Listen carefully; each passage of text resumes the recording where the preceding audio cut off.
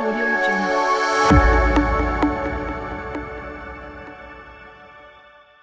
I'm really big on giving people one thing that they can kind of take and do and act immediately when they listen to this show. So one question, you can answer it business related or personal related, whatever way you want to take it. What's one thing that we can do today that's going to make us better tomorrow? Oh, geez. You're gonna have to edit out while I think. We'll just play Jeopardy I music. That'll think, be fun. okay, I think it's for people who are new, thinking about entering to the laundry industry or new to the laundry industry, I think to just accept where you are with your business journey.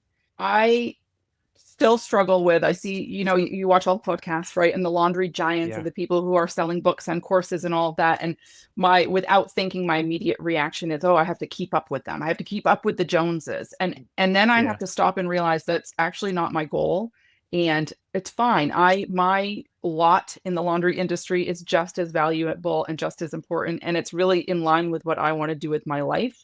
And so I have to remind myself, like, you don't have to keep up with the Joneses. Just honor your own journey and honor your own goals and be okay with that. There's not this pressure to have to keep up with others as long as you're meeting, your needs.